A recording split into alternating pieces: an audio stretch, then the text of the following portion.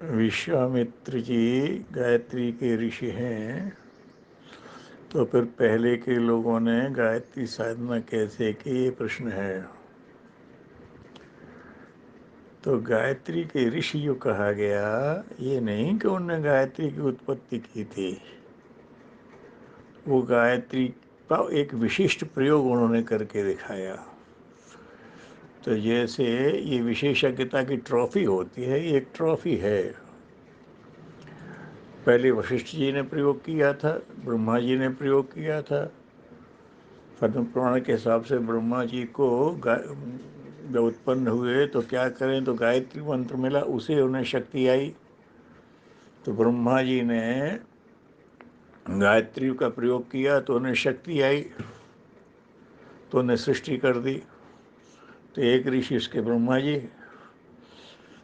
फिर वशिष्ठ जी ने उसी के साधना से विशिष्टता प्राप्त की, तो वशिष्ठ जी को वो डिग्री मिल गई, पद मिल गया।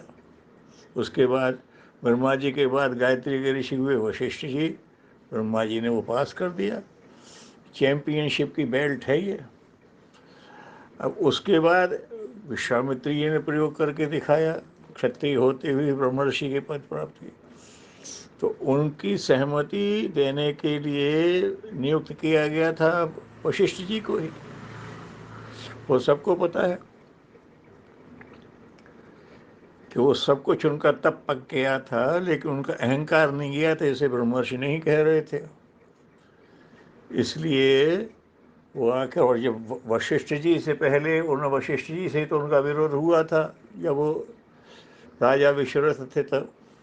तो उन्हें लगा वशिष्ठ जी जानबूझ करके मुझे ब्रह्मर्षि की पदवी नहीं दे रहे हैं, तो इनको मार डालूंगा, तो किसी को नियुक्त किया जाएगा एग्जामिनर, तो मुझे डिग्री मिल जाएगी।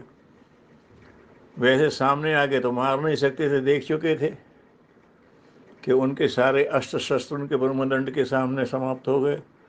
तो सोचा रात में एकांत में धोखे से मारूंगा, इसलिए आकर के आश्रम में छुप गए। कथा सबको मालूम है, चांदनी रात थी। तो माता अरुंधति ने कहा, कैसी स्वच्छ चांदनी, निर्मल है, सब कुछ साफ दिख रहा है। तो वशिष्ठ जी ने उनसे कहा कि देवी, जैसा आज स्थूल जगत में इस चंद्रमा का प्रकाश फैला है, ऐसे ही सूक्ष्म जगत में इन दिनों विश्वामित्र के तप का प्रकाश फैला है। अब विश्वामित्र जी सुन रहे थे कि वशिष्ठ जी तो मेरी इतनी तारीफ कर रहे हैं, मेरे मारने आया। तो उन्होंने कहा इतना है, बोले हाँ। तो बोले फिर आप उन्हें ब्रह्मर्षि क्यों नहीं कहते? बोले अब क्या बताए, उनके तप में कोई कमी नहीं है, लेकिन उनके स्वभाव में भी कमी है। ब्राह्मण के स्वभाव नहीं आया, अभी भी उन्हें अहंकार है क्षत्रित्व का, नहीं तो अब उनमें कमी कोई नहीं रह गई। ये सुना तो उन्हें गलती का भास हुआ, तो आकर के पैरों में पड़ गए, क्षमा मांगी, क्षमा कर दीजिए। बस उनका अहंकार गला। तो वशिष्ठ जी ने उठो ब्रह्मर्षि। अरे बोले अभी तक क्यों नहीं कहा, मैंने आपके इतने पुत्रों को मार दिया कि वो तब तक तुम निरंकारी हुए ही नहीं थे। तो एक भगवान ने स्थिति बनाई। तो उसके बाद उनने ब्रह्मर्षि कह दिया, तो गायत्री के ऋषि वो हो गए। तो ये तो एक ट्रॉफी है जो चलती है।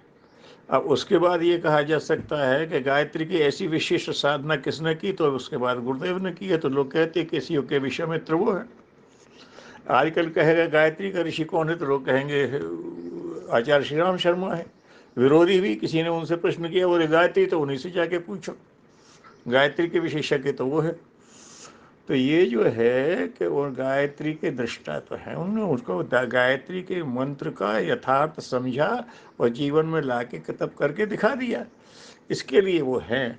तो ये ऐसा कोई वो नहीं है कि वो ब्रह्मर्षि उनके दृष्टा हैं। तो दृष्टा हैं, गुरुदेव भी दृष्टा हैं। तो ये जैसे हो जाता है ना कि चैंपियनशिप की ट्रॉफी पास होती रहती है, ऐसे ये है, इसमें किसी तरह का शक करने की ज़रूरत नहीं है। ब्रह्मा जी ने भी वही प्रयोग किया था, वशिष्ठ जी ने भी किया था, विश्वामित्र जी ने भी किया, और तमाम साधक करते हैं। ये अपने महात्मा आनंद स्वामी भी गायत्री साधना इसमें, और तमाम संतों का ये हुआ है। लेकिन एक विलक्षण प्रयोग युग निर्माण का गुरुदेव ने किया, तो उन्हें कहने लगे युग कि ये युग के विश्वामित्र है। बस इस तरह से उसे समझना चाहिए कि ये एक विशेषज्ञता का बैज है जो मिलता रहता है। ठीक है, ओम शांति।